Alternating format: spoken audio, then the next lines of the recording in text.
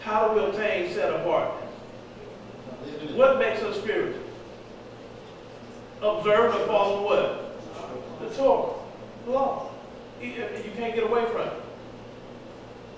And do y'all notice that we're reading all this right here from where? The so-called, quote-unquote, the New Testament? We're reading all of this from the New Testament. But see, this is the scheme and the device that Shaitan has used to come to deceive the world. Then he said, men shall come in that day crying, sorrow, sorrow. We cast out demons in your name. We did miracles, worked many wonderful acts in your name. And he said, I shall do what? Say, depart from me, ye workers of iniquity. Ye that transgress the law, you that sin. He said, I never knew you. And we know when we deal with that word, to know, he said he never knew you. He said he's never been intimate or in that relationship with you. He's never been your husband. You have never been his Isha.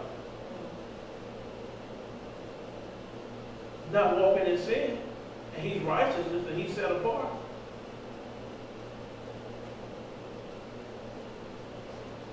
He hasn't been in a relationship with you. You don't love him and he doesn't love you. Didn't you say, he that said they love me and keep not my commandments? He said, you're a liar. He that said they love me and keep not my commandments, he said they're a liar. That's what he said, I want to say, depart from me. I never knew you. Don't you know when you're intimate with someone, you love that person? See, so many people have made light of these scriptures and stuff because they're trying to read from an English perspective or a Western perspective. They take these things lightly. That's one of my biggest problems with the so-called quote-unquote church today, because they want to read this book and try to understand and get an interpretation from an English language and a Western mindset. And guess what that causes you to do?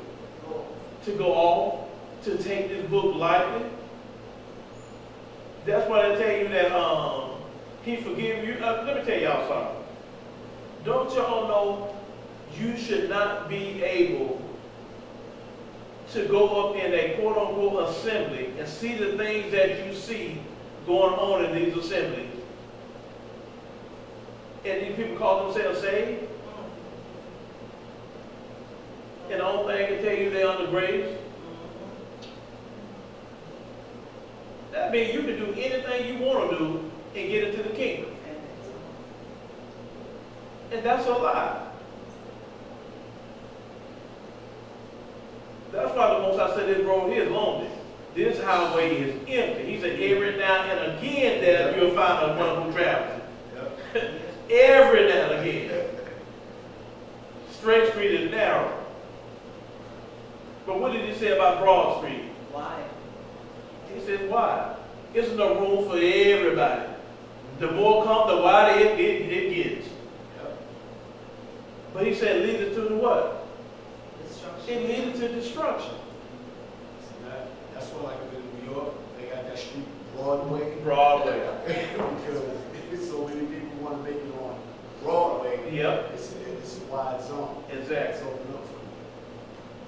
And so when we look at these things, we ought to see something. It's very, very important that we observe the commandments, we keep Torah.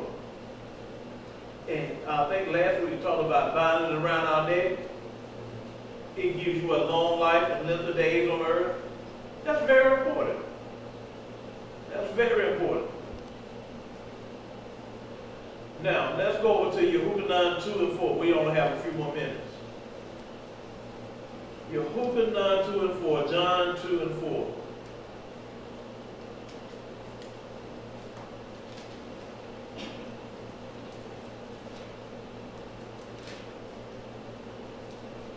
Because we have to ask ourselves something.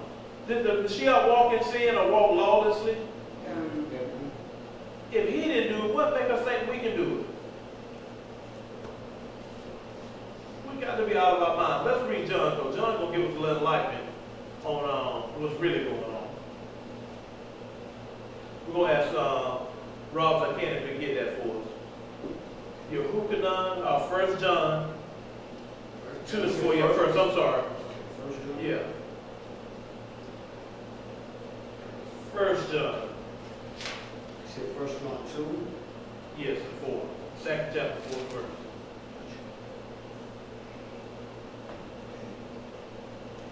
First John 2, verse 4.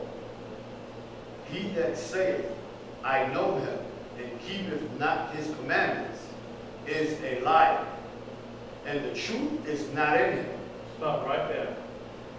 He that saith, I know him, and keep not his commandments, is a liar, and the truth is not in him. He said he's a liar, and the truth or righteousness is not in him. Why do we say righteousness? Didn't thou say thy righteousness is an everlasting righteousness, and thy law is the truth? He that says, I know. You know, people go good about saying, I know the Lord. No, you don't. If you ain't keeping the commandments. He said, he that says, I know him, and keep not his commandments, is a liar, and the truth is not in him. Wow. And this is how people get in trouble.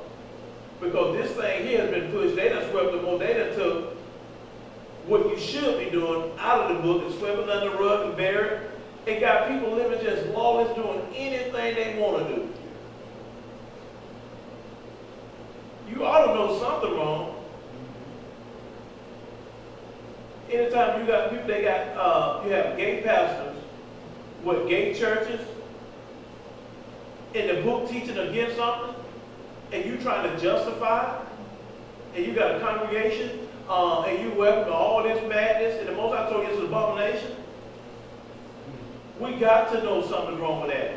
I mean, of course we know something's wrong with it, but I'm trying to think, but you know, people have justified this stuff so long. You can't even hardly get on the train nowadays without seeing, I mean, teenage girls, 12 and 13 years old, hugged up, kissing and stuff. Yep. And the grown-ups have gone just ballistic. I mean, just gone plumb down. All of this, but the people they said they're saved, though. But I don't know what from, I'm saved from what? Just what would you be saved from? And this is how Shaitan has deceived the people. He has really pulled a number on the people. Yeah, when you go to Revelation with the 12 and 9, it said he deceives the whole world. But what Thessalonians said, if it was possible, he would deceive who? The very elect. That's what we can stand here and teach this message. We don't practice lawlessness. And I'm not saying that we're perfect, that we don't make mistakes. But we don't wake up getting into foolishness, thinking about what kind of mischievousness we're going to get in for the day. We wake up with this thing. Let me tell y'all something. I'm automatically set on Torah, observation.